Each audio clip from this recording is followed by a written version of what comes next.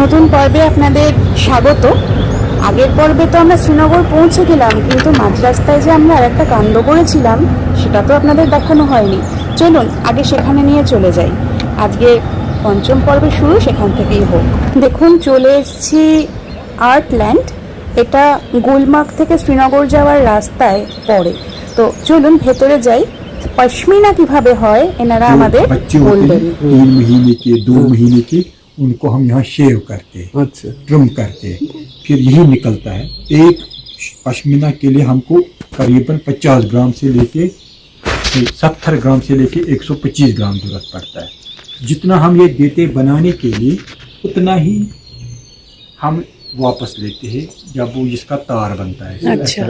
छोटा छोटा ऐसा पतला पतला सा, जैसे वो गांधी जी का जैसे चरखा उसी पे बनता। তো যেটা আমি বুঝলাম আপনাদের বলি যে লাদাখ অঞ্চলের একটা বিশেষ প্রজাতির ছাগল তাদের বাচ্চাদের গলার লোম চেঁচে কিন্তু এই পশমিনা তৈরি হয়। পশমিনা নিয়ে অনেক রকম মিথ রয়েছে, তো সেগুলো কিন্তু সবটা সত্যি নয়। এরকম মেশিনে সেই সুতোগুলো তুলো থেকে তৈরি হয়, যে তুলোটা আমি প্রথমেই আপনাদের দেখালাম।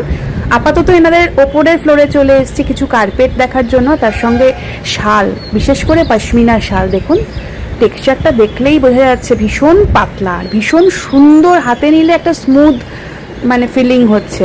তো এখানে প্রচুর স্টক। যদি কেউ মনে করেন পশমিনা কিনবেন বা কটন পিওর মানে পিওর শাল, যেগুলো পিওর উলেন শাল যেগুলো, সেরকমও আছে এখানে। কটনেরও কিছু এখানে শাল রয়েছে। তো আমি অ্যাড্রেসটা দিয়ে দেবো বা এদের ফোন নাম্বারটা আমি আমার ডেসক্রিপশন বক্সে শেয়ার করে দেবো, অথবা আমি জুবেরের নাম্বারও ডেসক্রিপশন বক্সে দিয়ে দেবো। আপনারা সেখান থেকে জুবেরের সাথেও কন্ট্যাক্ট করে নিতে পারেন। मैंने जानने के लिए হ্যাঁ, এক অ্যাজাম্পশন बेचते हैं 23,000। 23,000। 23। এগুলো দেখছেন কানি ওয়ার্কের শাড়ি, বিভিন্ন মেটেরিয়ালের ওপর হয়। সিল্ক, কাশ্মীরি সিল্কের ওপর হয়, কটনের ওপরেও হয়, এবং সেই অনুযায়ী দাম ভ্যারি করে। कहीं ना किसी न किसी होटल के पास ये स्ट्रीम है दीदी, ये है स्ट्रीम। अच्छा अच्छा, हाँ हाँ हाँ हाँ। देखो भीड़ कितनी रहती है, सर के ऊपर से भीड़ रहती है, बट इनकी क्वालिटी बड़ी जबरदस्त होती है। এই মুহূর্তে ডাল লেকের পাশ দিয়ে যাচ্ছি আমরা। যে হোটেলটা মানে থাকবো এবার, সেটা একদম ডাল লেকের উল্টো দিকে ফুটে আছে, হোটেল সেনোরিটা। তো চলুন আপনাদের দেখাবো ভেতরটা কেমন। আগে পৌঁছই আমরা শ্রীনগরে আমাদের হোটেলে। এবার আর আমরা এখানে হাউস বোটে থাকছি না। যদি কেউ আমাদের হাউস বোটের এক্সপিরিয়েন্স দেখতে চান, আমার প্লেলিস্টে গিয়ে টিউলিপ কাশ্মীর দিয়ে অবশ্যই সার্চ করে দেখবেন, ভীষণ ভালো লাগবে। আর অপূর্ব এক্সপিরিয়েন্স ছিল। এই যে চলে এসেছি আমরা আমাদের সেনোরিটার রুমে। আমাদের সামনে এটা ডাল লেকের ভিউ, সামনেই ইলেকট্রিক তারগুলো থেকে না মানে পুরো ভিউর 12টা বাজিয়ে দিয়েছে। বরং আপনাদের ঘরটা দেখাই, বেশ বড় ঘরে, যে যেটা বলছিলাম যে সামনের ভিউটা অপূর্ব যদি ইলেকট্রিকের তারগুলো না থাকতো। আর এটা ঘর বেশ বড়, ভালো ঘর, মানে বেডটাও বিশাল বড়।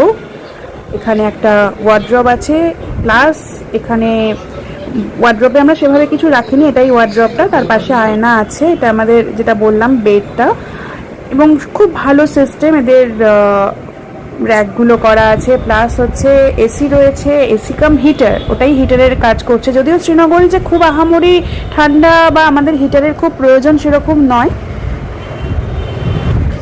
আমরা ভেবেছিলাম শ্রীনগরে স্নোফল পাবো, কিছুটা বরফ পাবো, তার জায়গায় দেখুন পেয়েছি পুরো ফগি হয়ে আছে চারপাশ। লেকটা দেখতে ভীষণই ভালো লাগছে, কিন্তু চারপাশের যে পাহাড়ের ভিউগুলো সেটা পাচ্ছি না। তো আজকে সকালে আমরা বেরিয়ে পড়েছি, আমরা যাব একটু সোনমার্গের দিকে। আর তো চলুন দেখা যাক। শুনেছি সোনমার্গে কিন্তু ভালো স্নোফল হচ্ছে, সেই স্নোফল এক্সপিরিয়েন্স করার জন্যই আরও সোনমার্গে যাওয়া।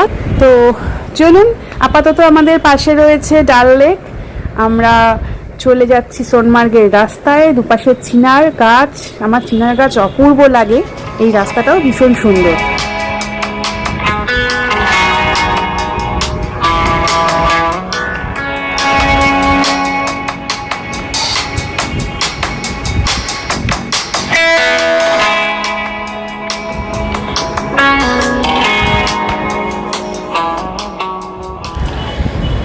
আমরা সোনমার্গ যাওয়ার পথে একটু ক্ষীর ভবানী মন্দির ঘুরে যাওয়ার জন্য এখানে নেমে পড়েছি।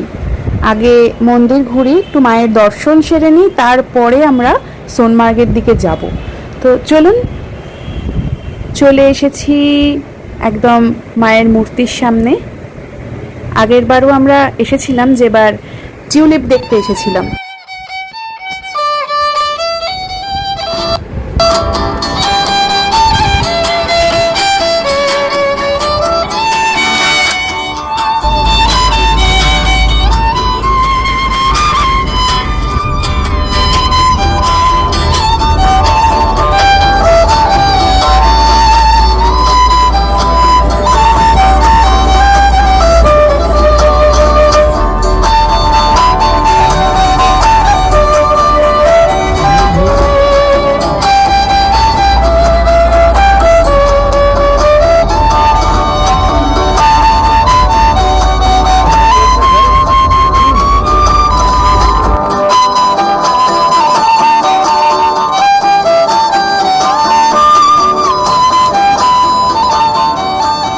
জীবনের কিছু অপূর্ব মানে মেমোরেবল ডেজ থাকে, তার মধ্যেই আজকের দিনটা একটা।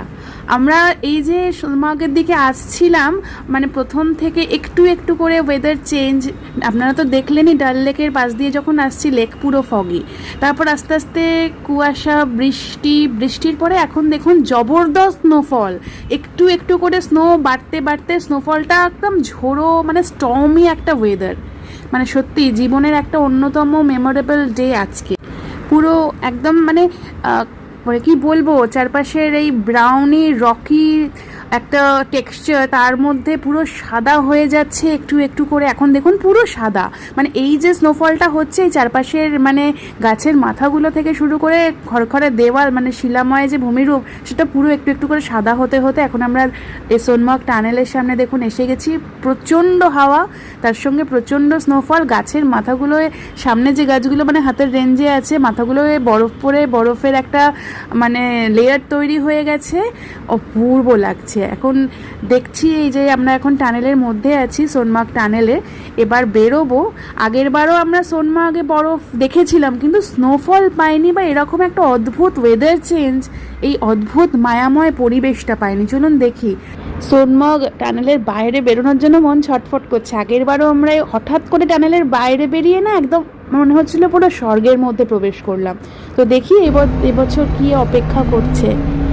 দেখুন আমরা টানেলের বাইরে বেরোচ্ছি, সাদা মানে পুরো চোখ ধাঁধানো সাদা চারপাশ, মানে পারফেক্ট উইন্টার ওয়ান্ডারল্যান্ড বলতে মানে কাশ্মীরকে আমরা যে নামে চিনি, কাশ্মীর মানে উইন্টার ওয়ান্ডারল্যান্ড, তো একদম সেরকম আমাদের ইন্ডিয়ার পতাকার ছবিটা আঁকা রয়েছে। সোনমার্গ টানেল, তার মধ্যে দিয়ে ঝিরিঝিরি বরফ পড়ছে।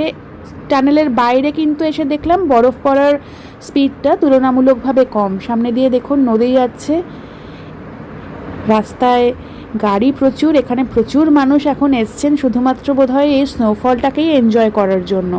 গাছের মাথাগুলোয় বরফ পড়ে আছে, রাস্তাটা মনে হচ্ছে সত্যিই স্বর্গে আছি, পুরো সাদা। এবং এই সাদা এক্সপেরিয়েন্স করার জন্যই কিন্তু মানে এই সময় কাশ্মীরে আসা, বলতে গেলে আজকেই বোধহয় আমাদের ট্রিপের সবচেয়ে সাকসেসফুল ডে।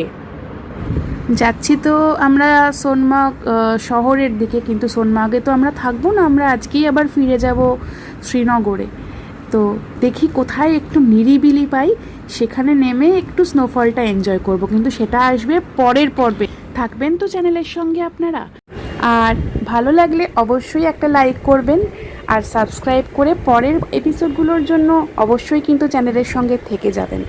আমার মতে তো আজকে আমাদের পুরো গোটা কাশ্মীর ট্রিপের বেস্ট ডে। আর আপনারা কি বলেন? যদি মনে হয় কমেন্ট করে জানাবেন। আর প্রত্যেকে খুব ভালো থাকবেন, সুস্থ থাকবেন, দেখা হবে পরের এপিসোডে।